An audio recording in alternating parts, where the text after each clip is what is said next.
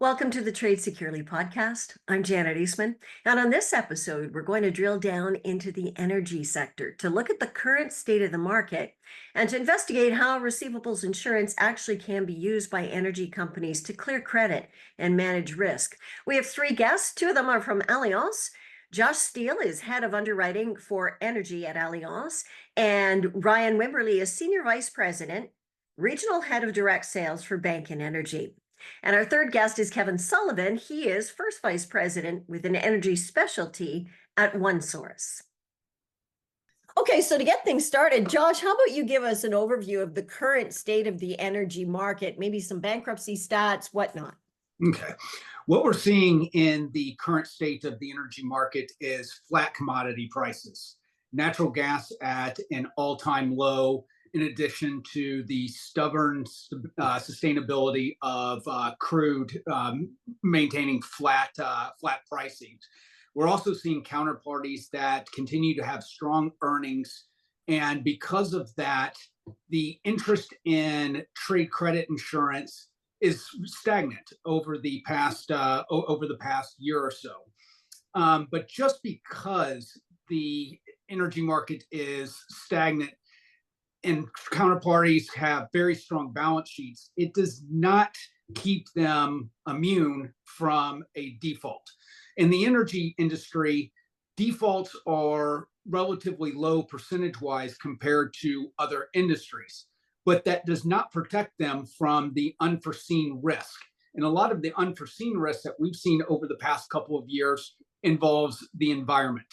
The first one is from 2021 down here in Texas with Winter Storm Uri.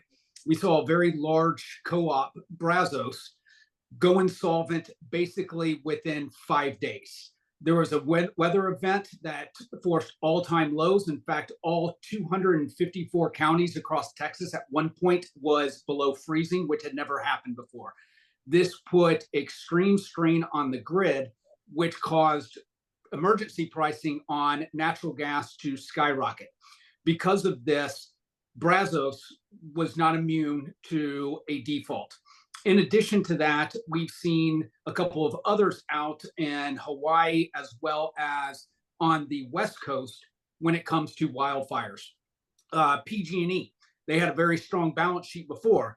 Unfortunately, because of the California wildfires and civil suits, they were forced to go Chapter 11 and defaulted. We're seeing that potentially with the wildfires that happened in Maui, as well as the wildfires that happened in Oregon over the past 2 years. So just because a company has a very strong balance sheet does not make them immune for unforeseen circumstances that could drive them into a state of insolvency. Wow, and it looks like things can happen really quick. Very quick, very quick. Okay, so let's talk about what type of energy companies should be considering receivables insurance. I'm going to open this up to the floor. Whoever wants to jump in on this one and talk about it. And I'll start. I think it's really anybody who's moving a commodity, regardless of where you are in the supply chain, there's a value prop that could be applicable to you. So I know we'll talk a little bit more about this later on in the podcast, but while it's called trade credit insurance, it's not really about the insurance. It's about how we can help you trade at higher levels or clear capacity from your balance sheet.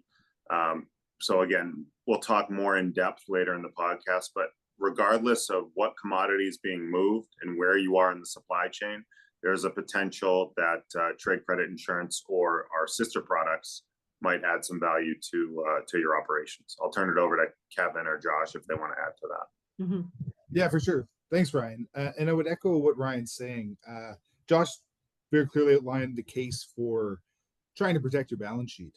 But to Ryan's point, we're really targeting a lot of energy companies, not only to drive higher margin sales for their traders and their commercial groups, but also from the liquidity perspective, where with rates going up significantly over the last 2 years, the cost of posting collateral is up significantly as well.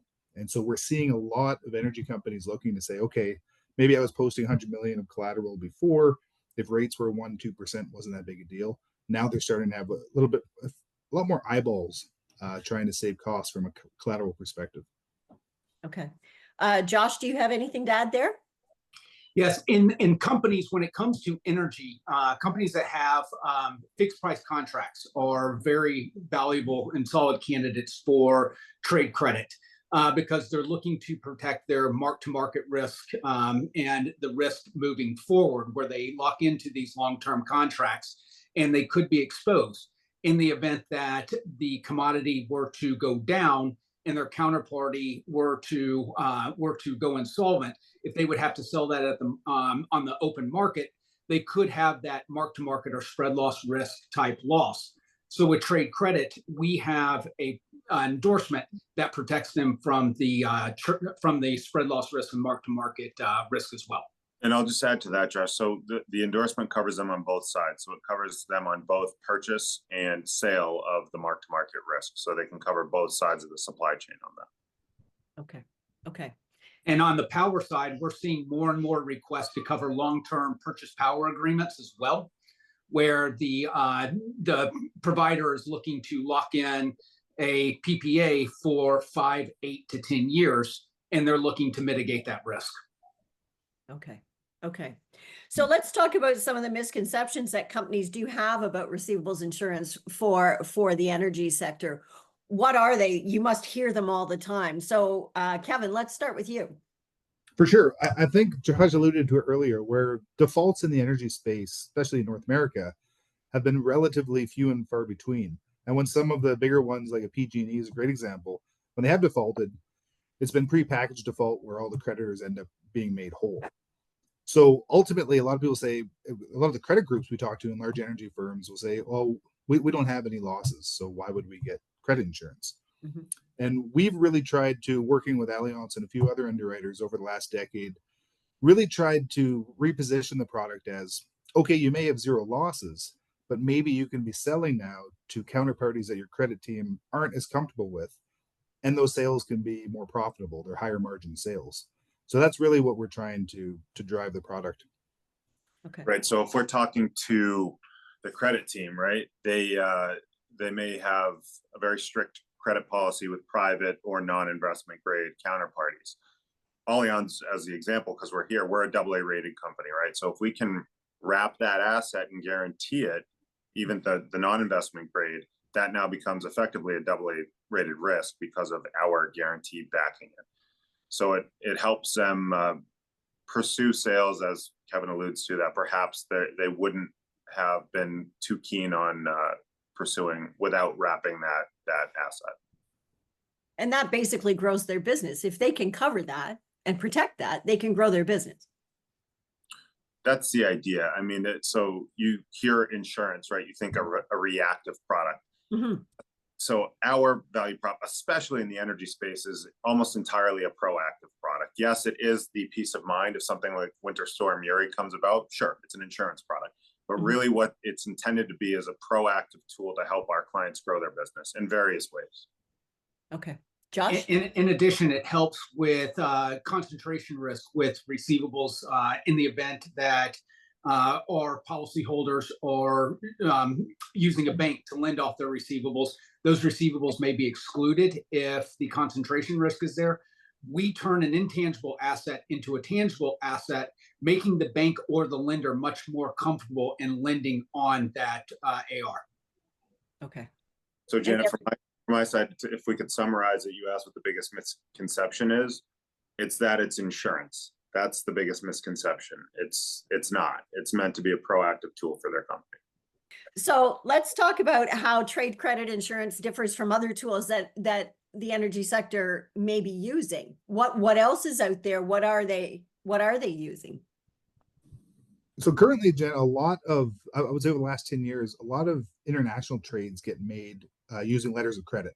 So the buyer will post a letter of credit. The challenge with that is letters of credit are typically collateralized via their working capital facility. So if you're a buyer posting $100 million for a crude cargo, that's being carved out of your working capital facility, which really handcuffs you from a liquidity perspective. What we're trying to do is we've created products called demand payment bonds or on-demand bonds. They go by different names. And we'll have that as collateral in lieu of a letter of credit. So what we'll do is we can have the buyer post a bond where in the event of a default, that bond can get called. in lieu of a letter of credit. And what that does is they tend to be a little less expensive than what someone's paying for LC fees. But more importantly, they free up all of that liquidity that is currently being supported with the letter of credit. So that's been very popular. I would say over the last 8 years or so, we've really seen demand for those increase. Okay. And when it comes to letters of credit as well, you've seen it across the globe with rising interest rates. Letters of credit can be impacted by the increase in interest rates. It's cost more for a bank to lend, whereas the on-demand bonds that Kevin was mentioning are not tied to interest rates. Okay. Ryan, do you have something to add? No? No, I think they hit the nail on the head. I mean, really, what we're trying to do is, in lieu of, if you're a supplier as well, it works that way too, right? If you're having your counterparties post either cash or collateral, it allows you often to open up terms to them, really at no additional risk to you. So it allows you to offer friendlier terms to your customers as well. But I think they summarized everything. Okay, fair enough. And Josh, Janet, industry-wise, if I can jump in here, sure, where yeah. we've seen probably the largest gains are on the midstream side, of the pipeline side. Most pipelines will force producers that are shipping product through their pipes to post significant amounts of collateral to secure their space in the pipes. So it makes a lot of sense if the individual producers can free up their working capital, they can do what they do best and drill more holes, produce more product, which then makes them a better credit from the midstreamer's perspective. We're also seeing it on the power side, where a lot of the ISOs, the independent system operators around North America, force anyone that wants to participate in their markets to post collateral, and it can be significant collateral. And so what we're having is those participants post bonds in lieu of letters of credit to help free up their working capital. I would say Okay. the power space right now for us is probably growing at the fastest clip. I mean, Josh, correct me if you see it differently from an Allianz perspective, but that's my feeling. No, 100% agree. Okay. Okay. I want to ask Josh what an underwriter actually looks at and looks for when you're considering companies. Well, what we look at is, first off, we take into consideration the industry, the strength of the counterparties, the potential exposure, the tenor of the exposure, whether it be a short-term, one-time supply, or if it's a repeating supply over the course of 12 to 24 months. We also look at where the supply is going. What country? If it is a AA rated country, they are going to have a much more favorable rate than, say, a D rated country. At Allianz Trade, we classify countries as AA through D. AA being the United States, AA being the United States, Europe, D being some South American countries, South African countries, mainly third world undeveloped countries. And so when you have a policyholder that is supplying into these markets, you are going to see an increased cost to insure that cargo or to insure that supply.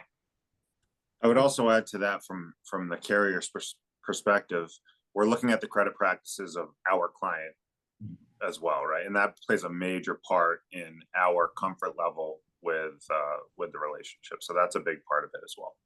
I want to talk about forward selling, and to be honest with you, this is a little bit murky for me. So let's talk about the risk of forward selling. And if you issue a policy to a company that's forward selling in the energy market and the buyer goes bankrupt, how's this claim calculated and where does it go from there? The energy sector has been great to deal with over the last 10 years because some energy and some of the commercial people, some of the energy traders are more the savviest traders in the world when it comes to commodity trading. And so they're always looking to innovate and to push the envelope a little bit. And it's been nice where the credit insurance world can be, I would say, a little less on the innovative side. So it's been nice to sort of work with a lot of our major clients to create some new products. And one product where there was a lot of demand was the spread loss risk product that Josh alluded to earlier, where ultimately you can go up. I've seen them go up as high as 8 to 10 years, where if you enter into a fixed price contract for that price over that 10-year period, let's say in year 3, your buyer defaults, And then you have to go and renegotiate and sign a new contract at a lower fixed price based on what's happened with that commodity over that period. You can then claim for the delta between the original contracted value and that second reduced value contract that you have to do it. And the nice part is you can do it for the remainder of that term. So in this case, if it was year 3 of a 10-year contract, you can essentially claim for the remaining 7 years on that. And what Ryan had mentioned earlier too, is that also works on the supply side. So if you were procuring supply to then onward sell, and your supplier defaults and can no longer perform and provide you with a commodity at the certain price that you wanted it at, and then all of a sudden you have to go out to the open market and pay more for that commodity, you can then file a claim for the delta between the original value and that increased value on the supply side. Okay. Okay. Anybody have anything to add to that? Are we good? Nope. Perfect. Okay. So I want to talk about a real life story here, because I think this is where people are going to maybe really understand how all of this may work. So Kevin, I think that you guys have a client that you both worked with, both Allianz and OneSource. Can you outline this real life story and share how it all works? For sure. Yeah. Thankfully, we have lots of clients that we work together on. Okay. But yeah, the one in the power sector that's fairly recent, I guess we're just working on over the last few months, is we use a number of different products that Allianz has to offer. So the first was trade credit insurance, where we were able to insure their 9 largest buyers. And there were significant summertime receivable levels where their exposures were all, say, 9 figures. So in aggregate, there were significant exposures there where we could then insure them and work with our client's bank to get 90 to 95% the value of the insured receivables and have payment made from the banks. The nice part there is they could then pay for their supply with money that they're getting from the bank based on the size of these receivables. So that was on the TCI side. We were also able to get a demand bond facility in place for them, where they could then post some of their collateral obligations to various ISOs. They were able to use to post that. And it's worked out well for them. It's freed up, I want to say, getting close to 9 figures of working capital for them, being able to use the bond facility as opposed to posting either cash or letters of credit. So the idea there, Janet, I mentioned before sister products, and Kevin has he's described the on-demand payment bonds quite well. The idea is to help our client from supply down, from their purchase down through their supply, right? So we're helping on both sides of the supply chain for them. And that's a perfect example of how we help on both sides. That's an ideal client, right? Somebody that we can help both as procuring supplies and selling. Okay. I want to ask this question, and it may be silly, but how hard is it to get people in the energy market to be interested in this product? Initially, it was a grind. Okay. I started a firm back in 2011 to focus specifically on energy in Western Canada. And it was before Allianz was interested in doing energy. And it was a real struggle because there wasn't a whole lot of history. In Europe, the product, I would say, was a little bit more mature. Okay. But on the pure energy commodity side, there wasn't a lot of underwriting capacity available. And kudos to Allianz, who were known back at the time as Euler Hermes.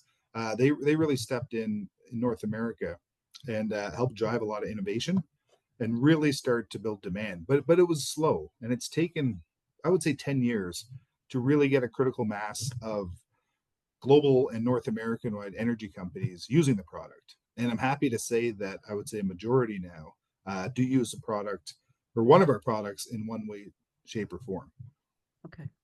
And when you're talking about energy, and you're in Western Canada, Kevin, so you're talking about oil and gas and things like that. Does solar energy, any of that stuff come into your picture frame? Oh, for sure. Yeah, we'll try to Okay. work as much as we can with all forms of energy. And with some of the renewables and say the Inflation Reduction Act in the US, creating a lot of potential opportunity there with the government.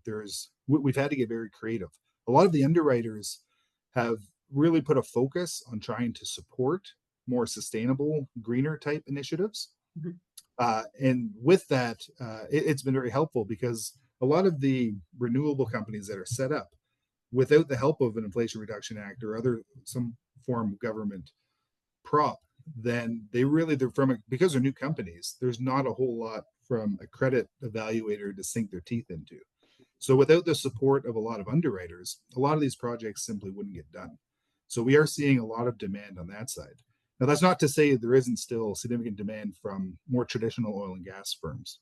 And one area where we've struggled a little bit is actually finding enough capacity from all of the underwriters to meet the demand as it grows. And that's especially prevalent on the demand bond side, where it seems I'm constantly trying to go out and get new sureties to provide capacity to meet the demand. Okay. So Janet, from our side as a carrier, the Allianz side, what we say internally, just to make it really simple for folks in terms of, hey, when should we bring an opportunity to our energy team, which is what Josh and I are comprised of. It's any company that's moving a molecule or an electron, we should have a conversation with them. It's that simple. Now, again, it could be anywhere on the supply chain. It could be from upstream all the way down to retail. We have solutions that could potentially be a fit, at least worth discussing. Okay. And also other items that have really come into play over the past 2 to 3 years, carbon offsets and carbon credits. Companies are using these items to basically go net zero and to meet their very aggressive sustainability goals. And we have determined that carbon credits as a whole are a service. And so in the event we have our prospects or policyholders that are physically supplying carbon credits to their counterparty, we can ensure that in the event of a default. We can't insure it in the event of an exchange going under. It's strictly a one party to another party physical supply, but we are seeing more and more requests to insure carbon credits in this space. Okay. Is there anything else that you guys want to share as part of this podcast about the energy market and receivables insurance? Well, one topic I think we should just touch on briefly is, and a struggle we've had over the last, I would say, 5 years, and I alluded to it a bit earlier, is I would say dwindling capacity. The credit insurance world globally is heavily driven by 3 major European companies, Allianz, Trade, and Coface. And a lot of the big reinsurers are European based. And there's a very strong push in Europe over the last 5 years from an ESG perspective to really, I would say, pull support for a lot of more traditional oil and gas companies, fossil fuel providers more than anything else, and obviously coal. Most, I would say, underwriters globally have not supported coal over the last 5, if not longer, 10 years. But what we're starting to see now is some underwriters, now that they've got, say, 5 years of data to look at and say, hey, you know what, we've actually, just by pulling and not supporting a lot of these companies, we haven't really made a huge impact globally on emissions. And in fact, if you look at something like coal, demand for coal globally in 2023 was the highest it's ever been. And so there's now a lot of data coming out saying that maybe just pulling, either banks pulling financing or underwriting, pulling support for oil and gas producers might not be the fix we need. This is more of a demand issue than a supply issue. If there's going to be global demand for relatively inexpensive energy, someone is going to fill that supply. So now we're seeing some underwriters and banks say, you know what, maybe it's going to be more impactful from a emissions reduction perspective if we work with legacy oil and gas producers, sometimes even coal producers, to have them provide their products but limit emissions as effectively as possible and come up with a realistic plan, company-specific realistic plan, to say, okay, these are the emission targets that we're going to hit. So we'll continue to provide inexpensive fossil fuel hydrocarbons to a lot of the developing world where the demand is coming from, but there is a realistic, I would say, transition plan there to lower emissions. And so the nice part about that from the credit insurance realm is we are seeing now capacity come back from some underwriters who are starting to view that more holistically. And going forward, I mean, let's be honest, the world is just going to need more and more energy. So who knows what's going to happen, right? Oh, precisely, yeah. And I mean, ultimately, I think people are coming to the conclusion that the transition will probably take a little longer than what some people were hoping for. But as long as we have the population we have on the planet, and we're trying to lift as billions of people out of poverty, the only way to do that is through inexpensive energy. And currently, we don't have the technology to replace fossil fuels on that front. And speaking of technology, it's not only population that we need to worry about, but it's also AI. In the United States right now, only 3% of all power gen is dedicated to AI. In the next 6 years, 5 years, by 2030, that's going to be 8% of all power generated in the US is going to be dedicated strictly for AI. You need power to, or you need electricity to power these data centers, to power these places that are generating the AI. And that's going to be a very large strain on our power grid. So being able to support and come up with innovative solutions to protect these power companies that are generating the power is going to be key for not only our growth in the US and Canada and North America, but also for growth in impoverished nations, Europe, all across the globe. Okay. And Janet, I'll answer your original question, which is, what are some misconceptions that you want to clear up? I've said it already, but I'll say it again. So I want to get rid of the insurance piece of it, especially in the energy space. That's applicable in other verticals that we work in, but in the energy space in particular, this is really about clearing credit and creating capacity. It's not about the insurance 99% of the time. As I said before, sometimes it comes in and it's nice then, but this is really about clearing credit and creating capacity. Okay. Gentlemen, I think we're pretty much almost out of time, but I really appreciate you guys taking the time to talk to me about the energy space and receivables insurance. And thanks very much for joining me. Thanks, Janet. Okay. Thanks, Janet. Thanks, Janet. Ryan Wimberly is Senior Vice President, Regional Head of Direct Sales, Bank and Energy at Allianz. Josh Steele is Head of Underwriting Energy at Allianz. And Kevin Sullivan is First Vice President, Energy Specialty at OneSource. Thanks to you for watching the Trade Securely podcast. You can find out more about the Receivables Insurance Association of Canada on LinkedIn and on X. And you can also check out our YouTube channel, which is called Trade Securely. I'm Janet Eastman. Thanks for watching.